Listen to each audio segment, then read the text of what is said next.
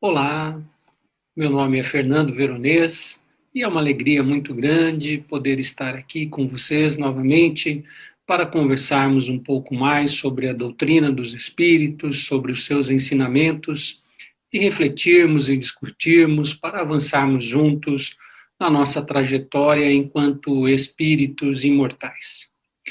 Que Deus e Jesus nos abençoe com muita lucidez, com muita paz, com muito equilíbrio, para tirarmos o máximo proveito de mais esta oportunidade. Que assim seja. Bem, o tema que começaremos a tratar hoje é um tema muito interessante. Queremos desenvolver um estudo a partir de hoje sobre as leis morais. Na verdade, é um convite ao estudo das leis morais, pois não temos aqui a pretensão de discutir pergunta a pergunta de cada capítulo. Vamos sim fazer algumas reflexões, trocar algumas ideias para estender um convite a você para se aprofundar nesse tema fundamental para todos nós. Então, vamos lá. Em O Livro dos Espíritos, Allan Kardec dedica a parte terceira dessa obra monumental para desenvolver e explicar as leis morais. Depois de percorrer nas duas primeiras partes temas ligados à criação do mundo e à existência do mundo espiritual, ele nos oferece agora, na terceira parte, a oportunidade de aprendermos como são reguladas as mais diversas circunstâncias da vida. E quais são essas circunstâncias? Podemos dividi-las para efeito didático, quer dizer, de aprendizado, em três partes: as nossas relações com Deus, com a nossa consciência, isto é, conosco mesmos, e com o próximo. E alguém poderia perguntar, mas, Fernando, para que estudar as leis morais? Por que é importante o conhecimento dessas leis? Bem, tudo está ligado, eu acredito, com a maneira como encaramos a nossa vida.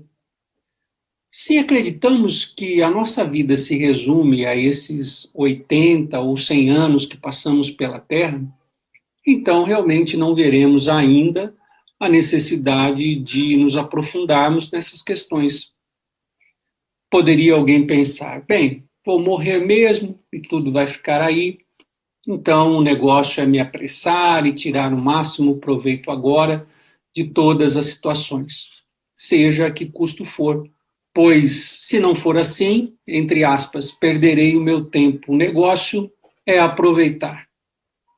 Agora, se você é como eu, que acredita que a sua existência continuará, mesmo depois de terminada essa nossa experiência em que estamos reencarnados na Terra para desenvolver nossas virtudes, então o estudo das leis morais nos interessa e muito, pois pode ajudar-nos a ganhar tempo e alavancar e avançarmos na escala evolutiva do espírito imortal, que progride à medida que vai se desmaterializando, vai desenvolvendo a sua moral.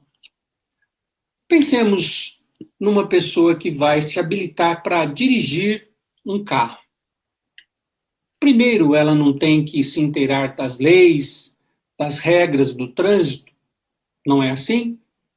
Pois então, considerando que a nossa verdadeira vida é a vida espiritual, o estudo das leis morais é uma oportunidade de conhecer a legislação necessária para que nos habilitemos a dirigir a nossa vida de maneira a aproveitar cada oportunidade de evolução.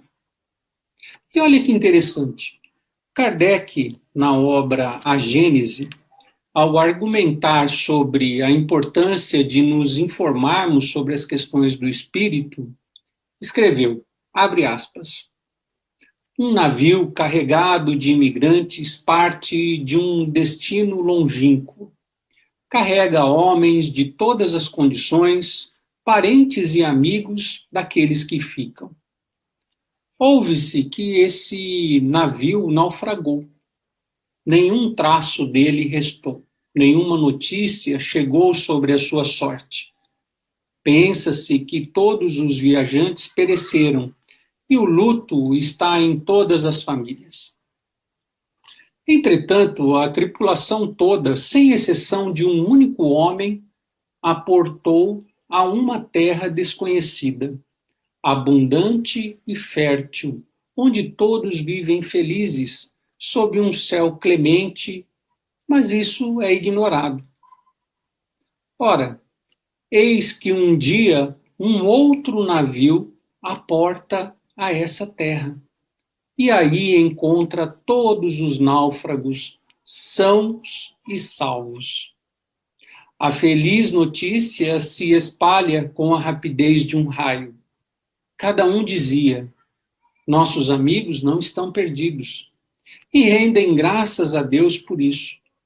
Não podem se ver, mas se correspondem, trocam testemunhos e afeições, e eis que a felicidade sucede à tristeza.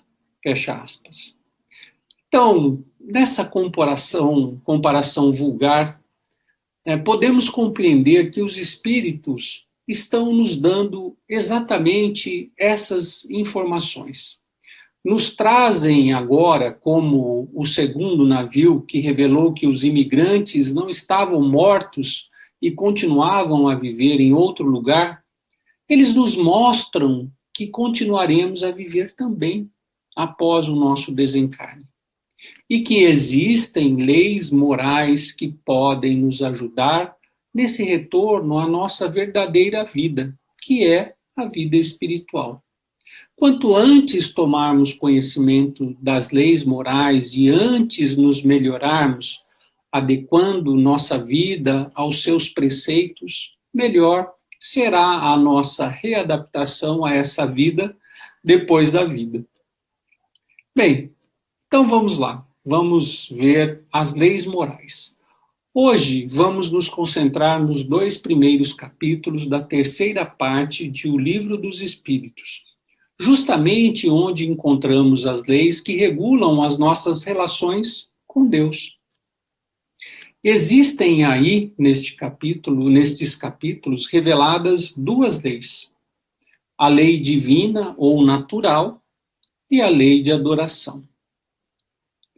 Na questão 614, Kardec registra: a lei natural é a lei de Deus. E o que os espíritos estão nos dizendo aqui?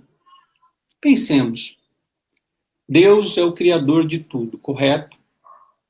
Por consequência da resposta afirmativa a essa pergunta, Deus criou as leis da natureza, que são objeto de estudo das ciências. Logo, eles querem nos dizer, olha, aquelas disputas entre ciência e religião não têm sentido. É tudo uma coisa só. Trata-se, portanto, de uma revolução. Pois acreditávamos antes que estudávamos as leis de Deus somente quando recorríamos aos chamados livros sagrados.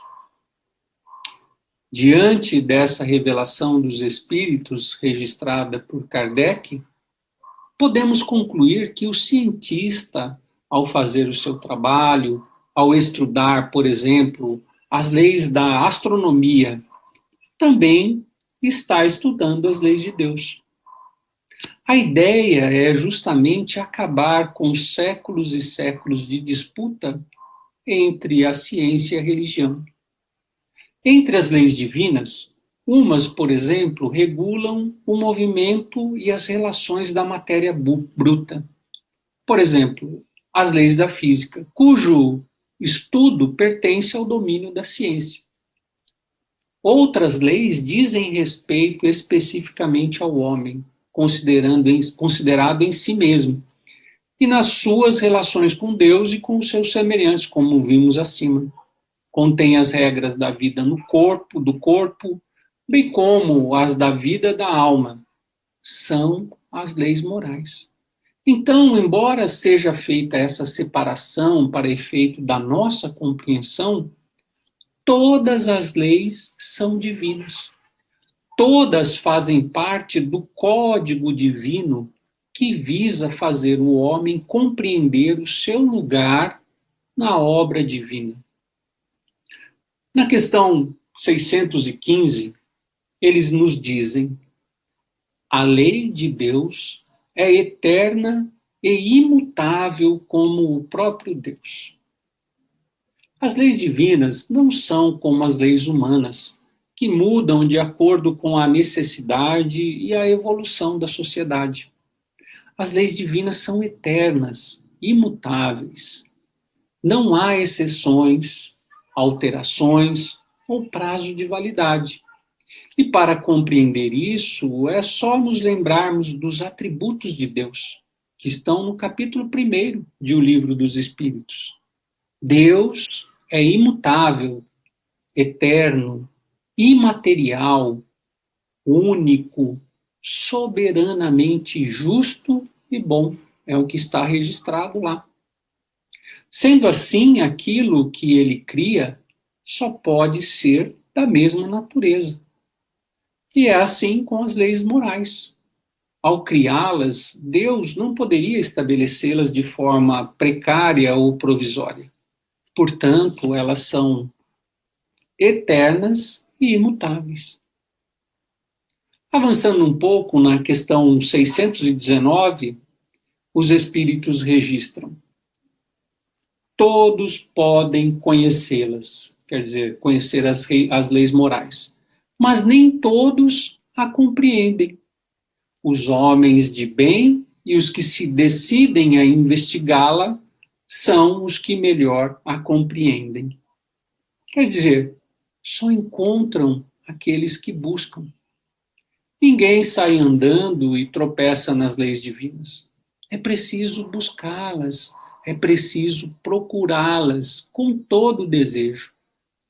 Porque encontrá-la é entrar em sintonia com Deus. Há duas frases em um livro chamado Vivendo o Evangelho, que é uma psicografia de Antônio Baduy Filho, pelo espírito André Luiz, que nos ajudam a entender isso. Abre aspas. Peça a Deus por sua transformação moral, mas tome a iniciativa de se melhorar, fecha aspas. E a outra, abre aspas, Deus fornece o crescimento da planta, mas ela produz a seiva, fecha aspas. Quer dizer, precisamos fazer a nossa parte. Não podemos passar por mais uma experiência reencarnatória pensando apenas sob o aspecto material, achando que somos este corpo físico, que somente as leis dos homens é que têm importância. Não, precisamos ampliar a nossa visão, precisamos transcender, precisamos, em pensamento, buscar novos horizontes, pesquisando as leis morais. E na questão 621, Kardec pergunta: onde está a lei divina? Os espíritos respondem: na consciência. E essa é outra questão libertadora. Eles não respondem que as leis estão neste ou naquele livro. As leis divinas, nos dizem, estão inscritas na nossa consciência. Olhem só. Então, podemos depreender dessa resposta que, num dia em que fomos criados, toda a lei de Deus, né, que achávamos estar na Bíblia, no Alcorão, na Torá, nos livros sagrados, elas também foram criadas e estão dentro de nós. Portanto, essa busca pelo conhecimento das leis de Deus está em estudar o Evangelho como suporte para nos descobrirmos. É uma busca interior, dentro da alma, mergulhar em si mesmo e lidar com a parte mais elevada que possuímos. Os Espíritos querem nos dizer: o juiz é a nossa consciência. Toda vez que nos desviamos das leis, estamos indo contra nós mesmos. E mais, para buscar, tem que querer encontrar. Ninguém pode querer por nós. Nós temos um grande consolo na questão 625. Deus nos deu um modelo, o mais perfeito modelo. E quem é?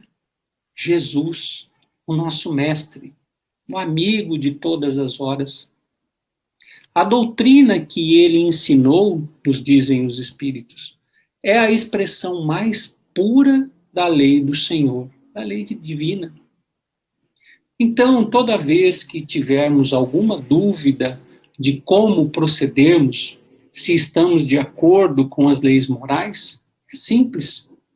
É só perguntar a si mesmo: o que Jesus faria? Jesus é o nosso guia, o modelo da perfeição, o modelo da perfeição moral que Deus nos oferece. Quer dizer, um dia, quando nos depurarmos, seremos como Ele. E esse é o nosso destino. Bem, essas são algumas poucas perguntas que selecionei para falar um pouco, para dar uma introdução sobre a lei divina ou natural. Só para deixar você com curiosidade e com aquele gostinho de quero mais, para você sentir justamente a necessidade de ir até o livro dos Espíritos, na terceira parte, e buscar a leitura das outras questões que tratam desse tema. Aliás, são 35 perguntas, só sobre as leis, sobre a lei natural ou a lei divina, que é óbvio que não seria possível discorrer sobre todas aqui devido ao nosso tempo. Então, fica aí, né, a recomendação, o convite, o incentivo para você ir lá e pesquisar, e refletir, analisar cada questão, pois é disso que se trata, desta busca, desse querer se aproximar de Deus. Mas vamos avançar. Vejamos agora a lei de adoração. Na questão 649, Kardec pergunta aos espíritos: em que consiste a adoração? E vem uma resposta muito, muito interessante. Na elevação do pensamento a Deus. Deste, pela adoração, aproxima o homem sua alma. Então, estamos falando de uma aproximação com Deus pelo pensamento, não de práticas exteriores. Mas avancemos. Na questão 653 está colocado: a verdadeira adoração é a adoração do coração. Segundo a lei da adoração, então não importa a nossa ideia de religião ou religiosidade. A adoração é uma lei. E isso é outra revelação importantíssima, outro ensinamento que muda tudo. Se a verdadeira adoração é pelo pensamento e é a do coração, então eu não preciso de um lugar para adorar a Deus. Se eu estiver trabalhando, por exemplo, posso dizer que estou adorando a Deus.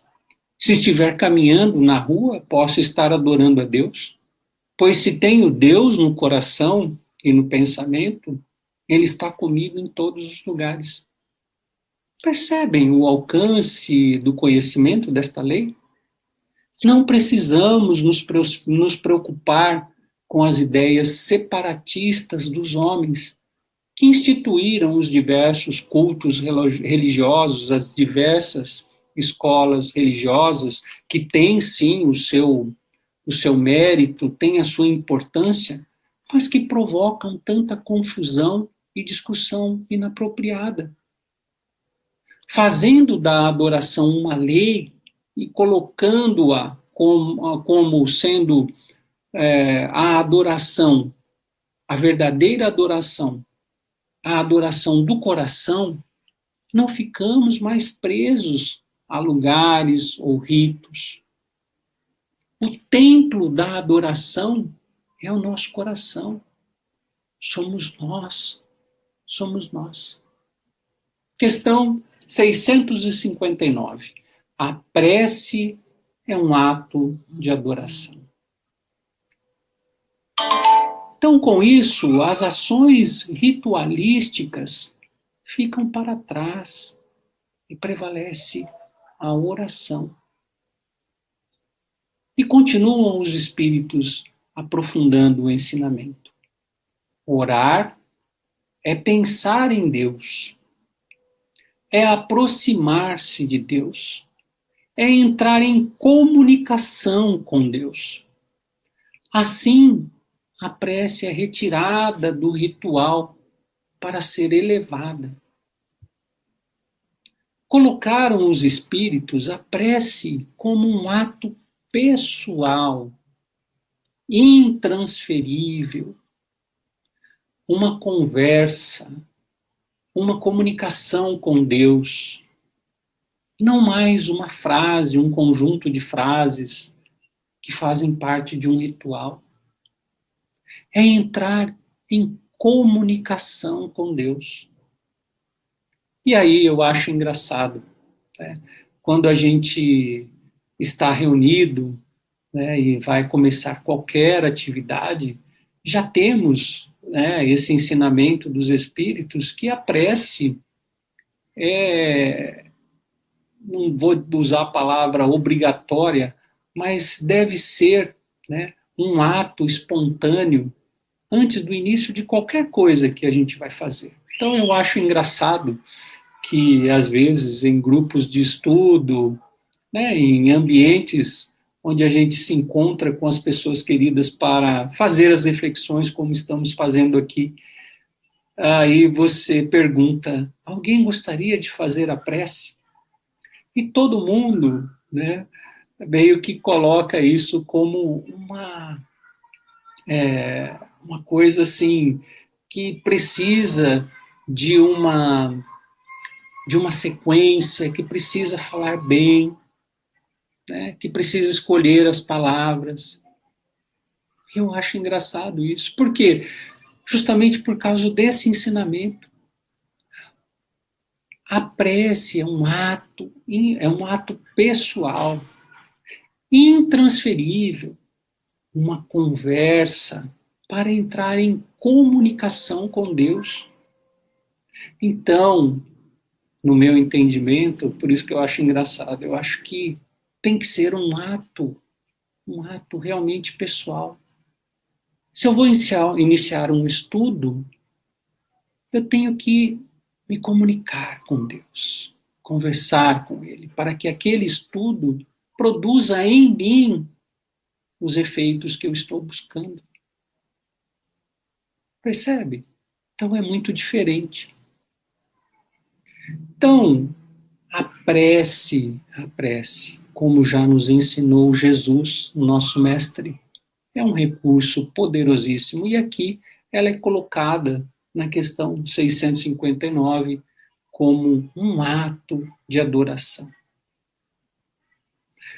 Mas é assim, do mesmo modo que eu fiz com a lei natural, eu separei apenas estas poucas questões para falar também sobre a lei da adoração. Mas lá no Livro dos Espíritos, vocês vão encontrar mais de 20 perguntas, 25, se eu não me engano, perguntas e respostas que tratam deste assunto.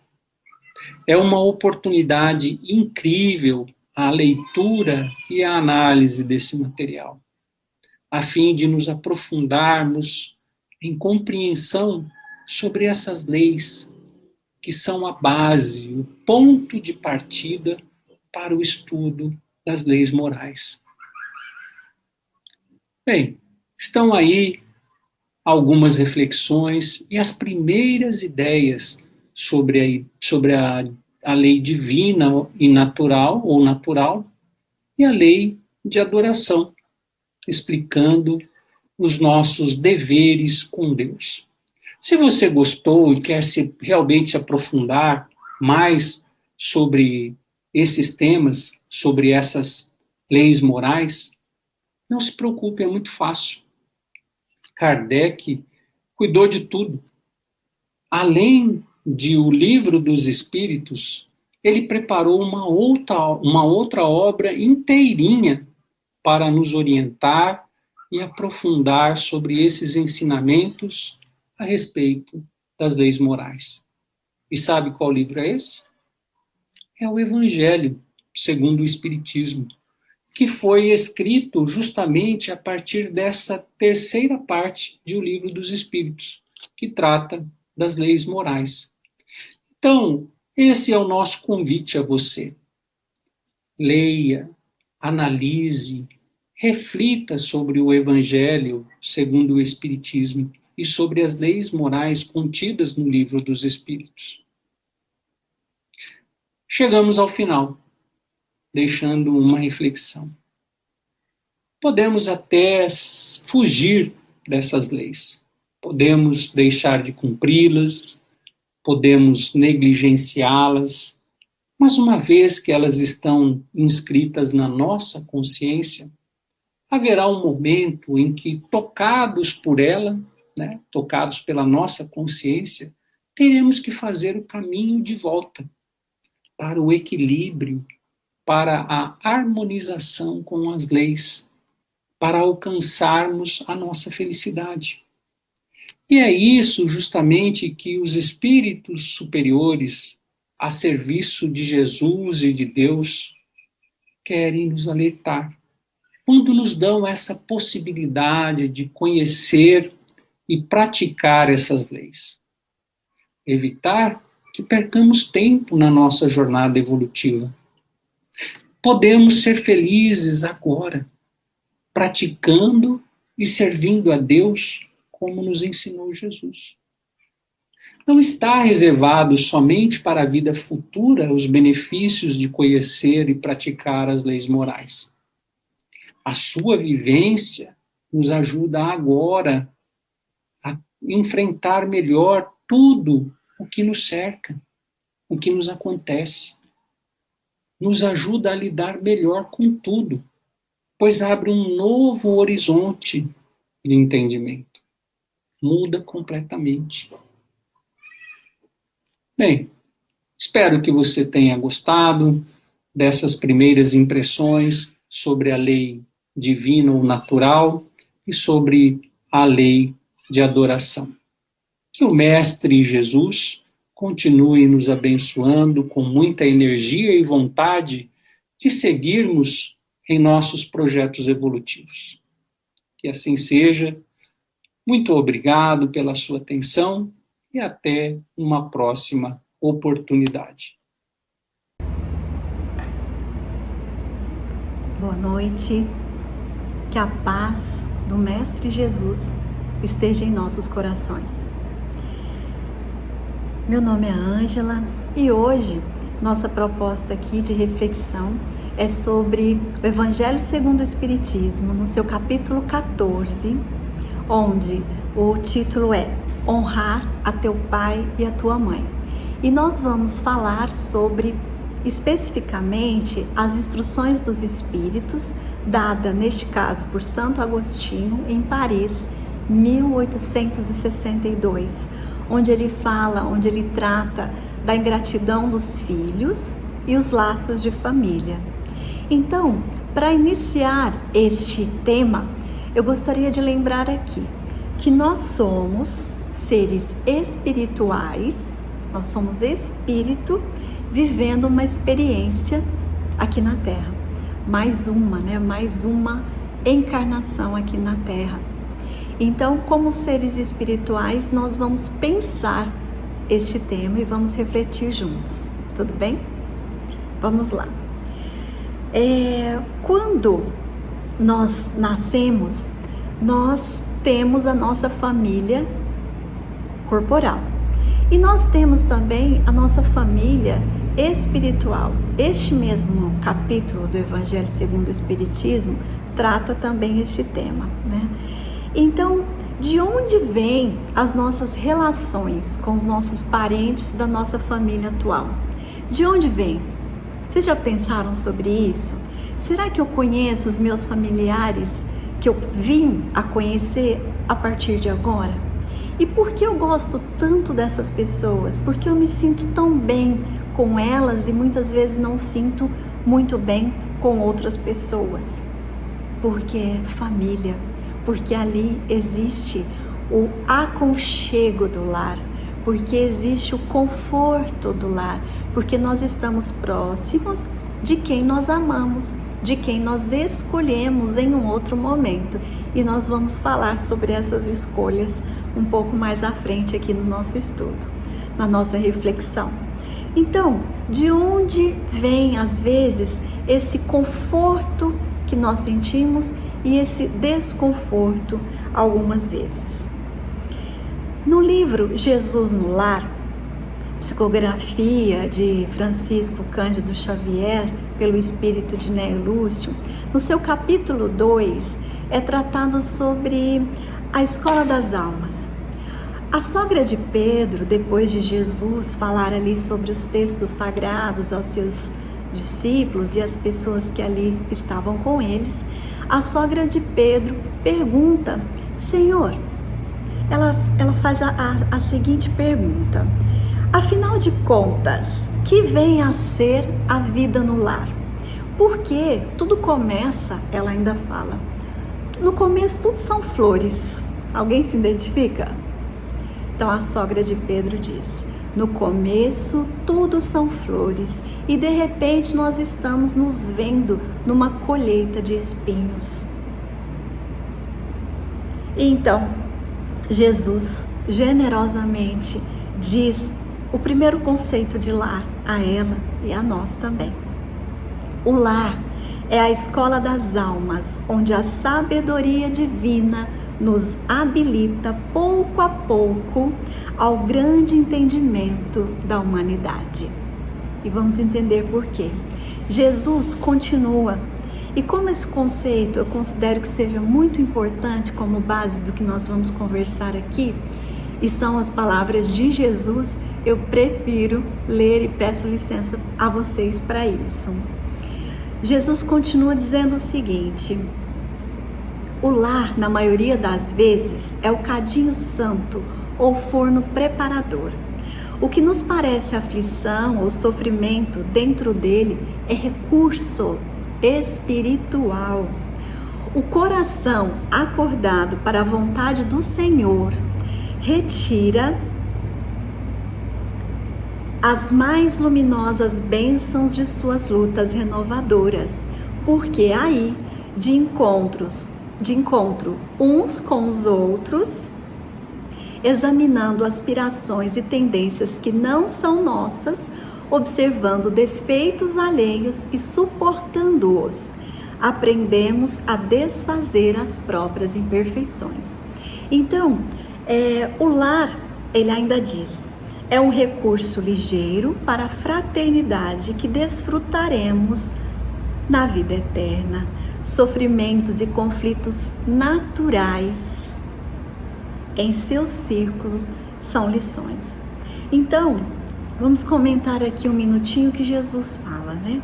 Dentro desse conceito, olha, o encontro uns com os outros, onde podemos observar as tendências e aspirações né, do outro. É ali que nós vamos aprendendo, para falar de forma bem simples, né?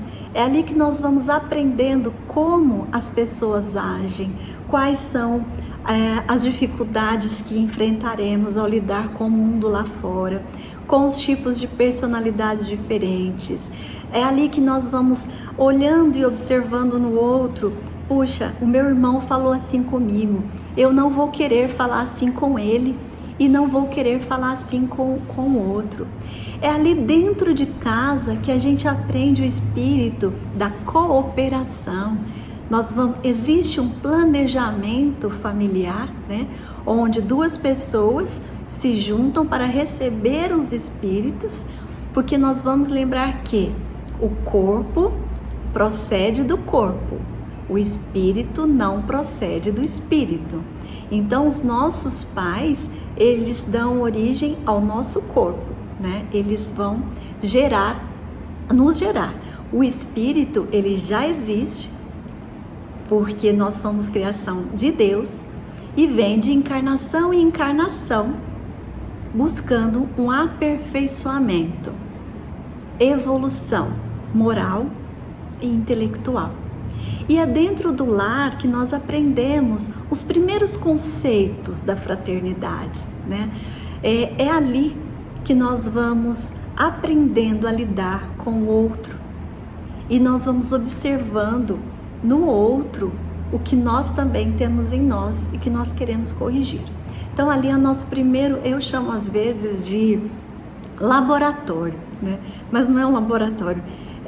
Laboratório eu digo porque no laboratório se observa, faz-se testes e é descoberto, né, muitas coisas dentro de um laboratório.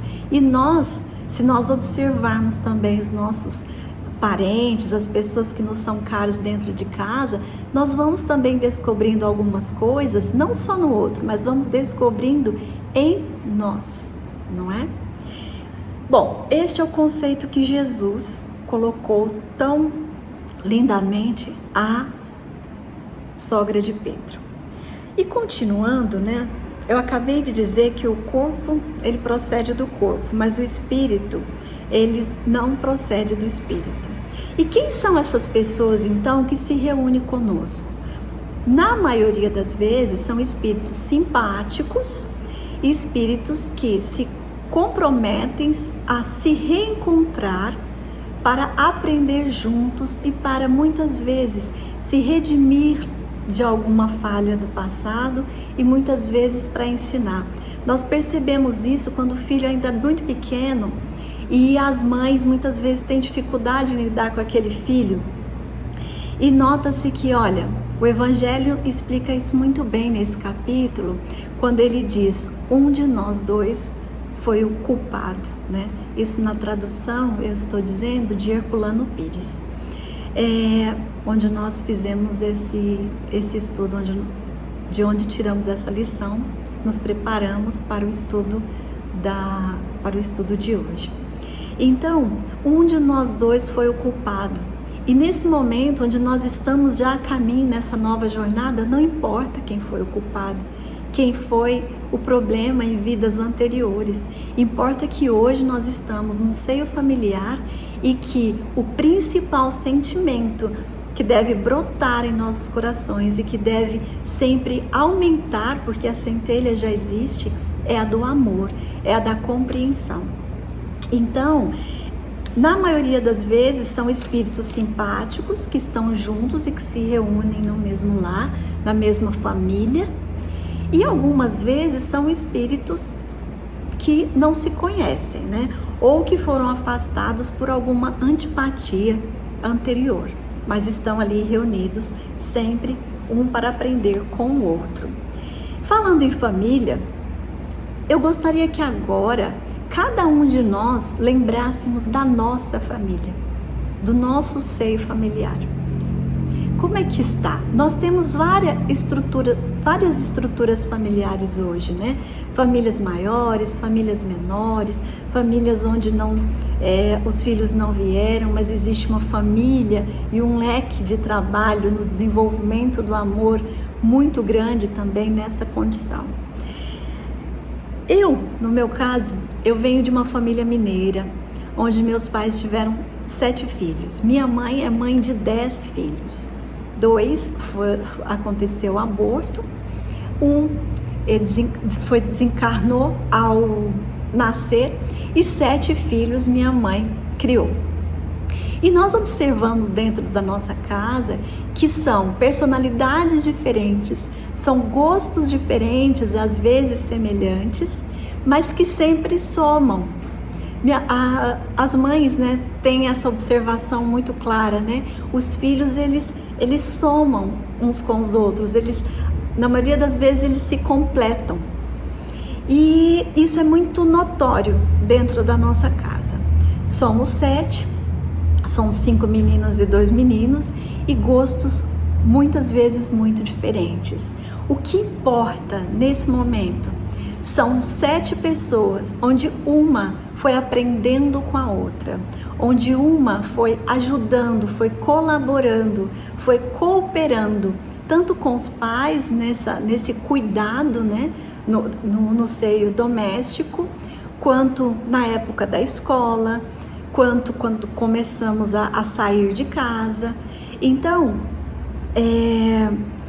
o que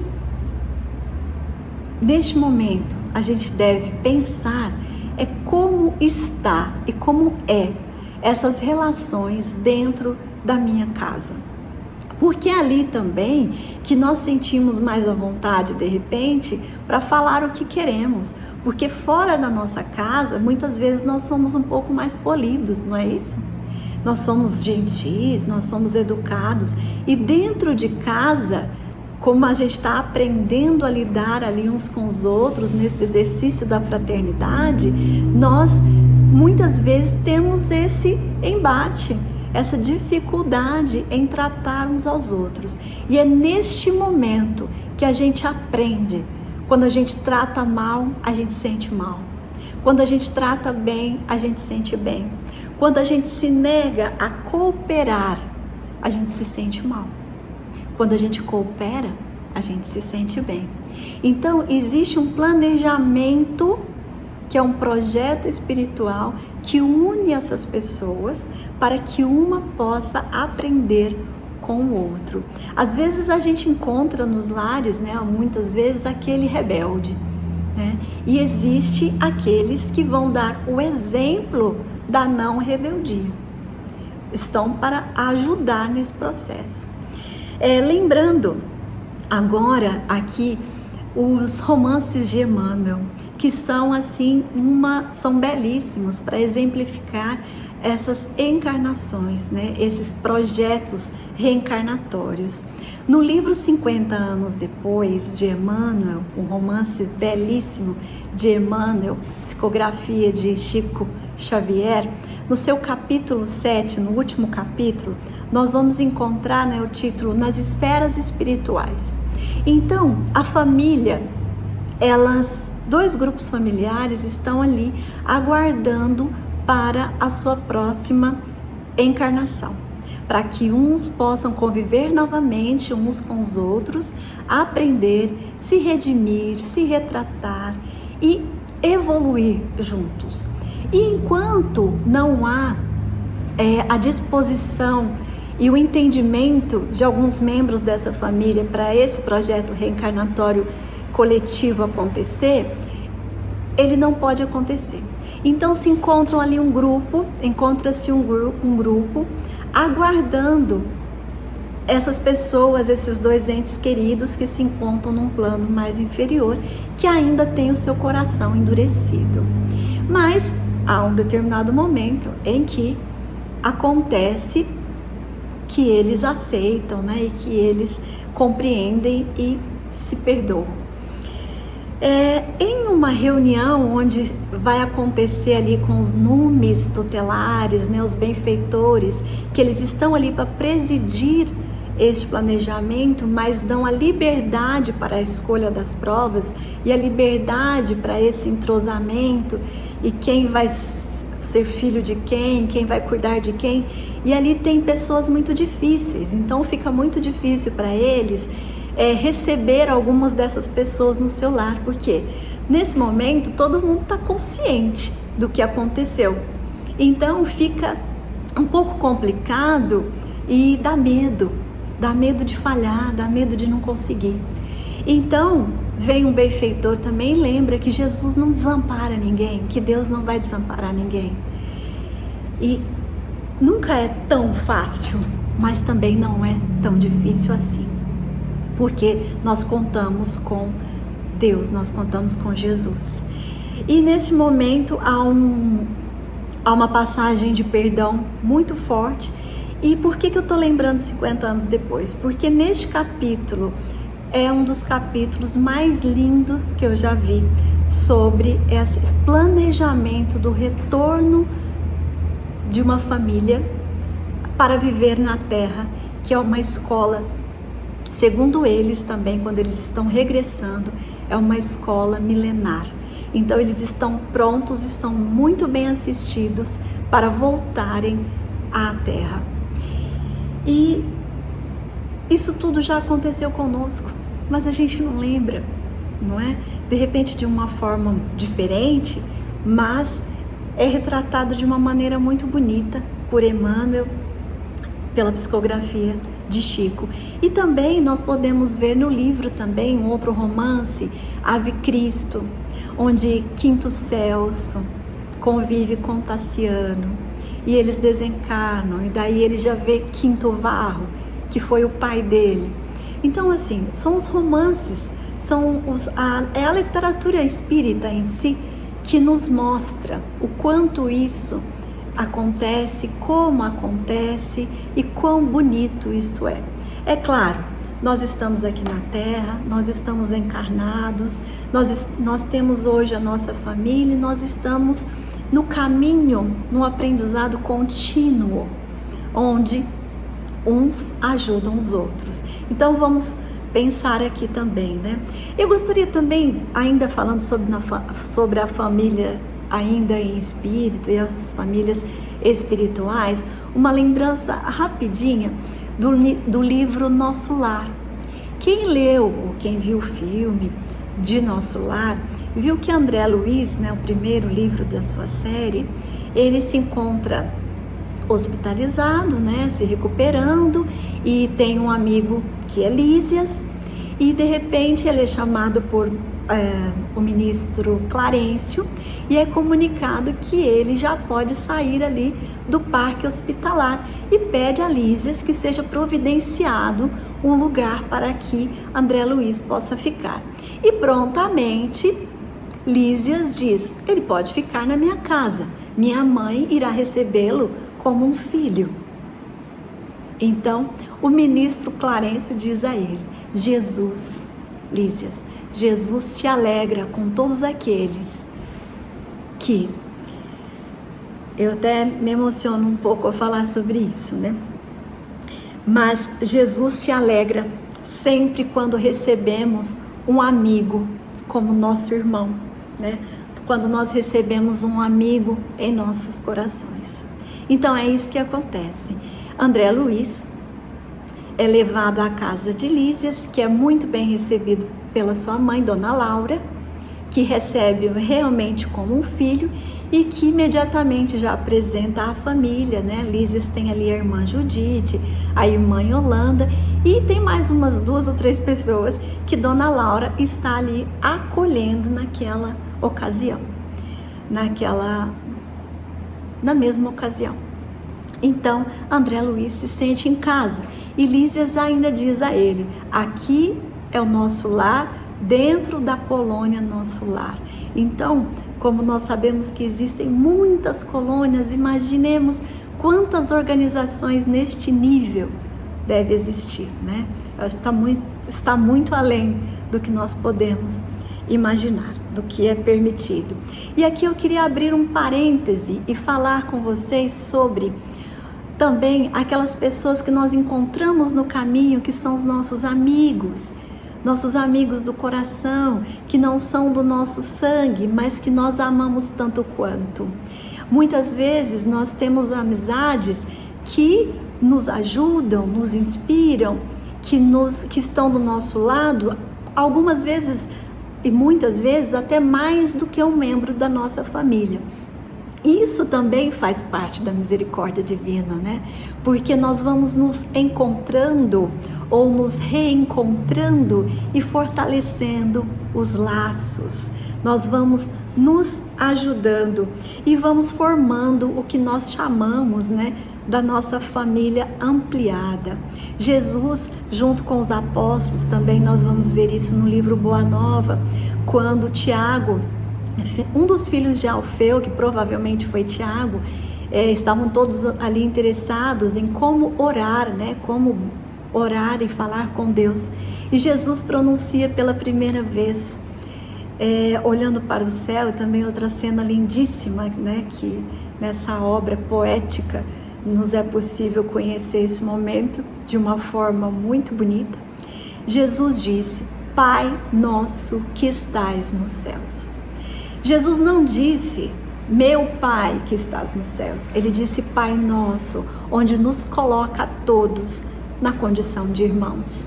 Então, que nós possamos também todos os dias nos lembrar disso. Porque muitas vezes nós fazemos o Pai Nosso e não lembramos disso. Que nós somos todos irmãos. Todos. Nós somos todos irmãos. E o que pode atrasar essa marcha do desenvolvimento, desse fortalecimento dos laços de família? A nossa dificuldade no entendimento do perdão, a nossa dificuldade no entendimento do que Jesus nos disse: perdoa, não 7 vezes, mas 70 vezes 7 vezes. Quando nós nos encontramos nessa condição de entender ou de tentar perdoar, de aprender o perdão, nós vamos nos encontrar num lugar, numa condição melhor de convivência para com os nossos irmãos, de evolução, tanto nossa quanto do nosso semelhante. Caminhando aqui para a conclusão da nossa reflexão, família, lar, escola, progresso, são todas palavras muito importantes na nossa vida que estão super ligadas, né? Nós somos dirigidos pelo amor dentro do nosso seio familiar. É ali que nós aprendemos, que nós exercitamos pela primeira vez a dor de quando somos feridos ou de quando ferimos, a compreensão. É ali que nós aprendemos a nos tratar uns aos outros. É ali que nós vamos compreendendo, que nós vamos aprendendo esse exercício da fraternidade. É ali que nós vamos cooperando uns com os outros. É ali que nós aprendemos, enquanto pais. Eu até queria me dirigir agora aos pais que vão receber o seu primeiro filho ou seus próximos filhos. Observai, o Evangelho segundo o Espiritismo, ele nos coloca isso pontualmente. Observai os seus filhos, porque nós sempre apresentamos traços desejáveis e traços indesejáveis. O orgulho e o egoísmo, eles despontam logo no início. Então, que os pais possam estar atentos a esses brotos daninhos. É assim que o Evangelho e Santo Agostinho nos orienta, que nós possamos estar atentos a esses brotos daninhos e que eles possam ser retirados logo no início. Isso facilitará muito a evolução dos seus filhos, a convivência dos filhos em geral e as convivências nos lares. Então, os pais, eles têm essa missão, esse compromisso de dar educação intelectual, tanto intelectualmente quanto a educação moral. Porque também nós temos que lembrar que não há a evolução do espírito sem a evolução moral. Não há. Então, que nós possamos estar atentos, porque quando vai nascer um filho, quando a família sabe que vai ganhar um membro novo, ele já é imediatamente muito amado. E não interessa o que ele era no passado, o que ele foi, interessa o amor do presente, interessa o futuro. Então aquele serzinho que nem nasceu já é muito amado, e que ele possa ser, que todos possam ser sempre muito bem-vindos no seio familiar. Então, se em seu lar hoje você está com problema com alguém, você foi dormir sem conversar com alguém, repense essas atitudes. A persistência nas nossas boas intenções, a oração, quando nós vamos orar, quando nós vamos fazer a nossa prece, que nós peçamos a Deus nosso Pai, que nós possamos seguir sempre o melhor caminho, tomar as melhores decisões conosco e com o nosso próximo, onde quer que nós estejamos, na família que nós chamamos dentro do trabalho, não, aqui também é uma família, na família da sua instituição religiosa, que somos todos família, né? Nós falamos agorinha sobre a família que é universal, né? Que é a nossa família estendida. Então que nós possamos lembrar dos nossos compromissos feitos outrora, nas nossas orações, que nós possamos pedir isso e que nós possamos caminhar com passos firmes, passo a passo, a caminho do nosso Mestre Jesus. Nós vamos errar? Nós vamos errar, nós somos humanos, nós somos espíritos perfectíveis e nunca, jamais perfeitos. E se nós estamos aqui nessa caminhada, é porque nós temos algo a aprender, a corrigir em nós. Não só o outro deve corrigir, nós com certeza temos muito a corrigir. Então que nós possamos estar atentos a isto. Eu ainda queria lembrar que nós devemos uma receita a André Luiz. André Luiz certa vez disse: trate os familiares como você trata uma visita. Porque dentro de casa nós acabamos de falar, o lar, ele nos remete a conforto, nós ficamos à vontade, nós ficamos mais acomodados e muitas vezes nós não dizemos bom dia, muitas vezes nós não dizemos boa noite. E como é que foi seu trabalho hoje? Não sentamos para conversar, ainda mais nesses tempos de muita tecnologia, onde está muito voltado para o celular.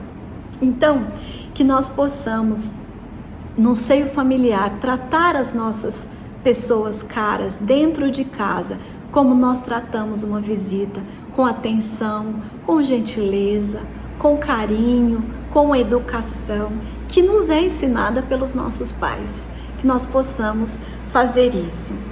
E como não lembrar, para encerrar a nossa conversa, a nossa reflexão, dos nossos parentes e entes queridos que estão ainda no plano espiritual ou que partiram recentemente para o plano espiritual. Dá saudade, não dá? E às vezes nós sentimos uma saudade de pessoas que nós não sabemos de quem, mas nós sentimos uma saudade e muitas vezes sabemos. Então, que nós possamos ter também este entendimento. Há pessoas que vibram pelo nosso sucesso, pela nossa caminhada, para que possamos vencer o que nós nos propomos a vencer aqui nessa existência atual.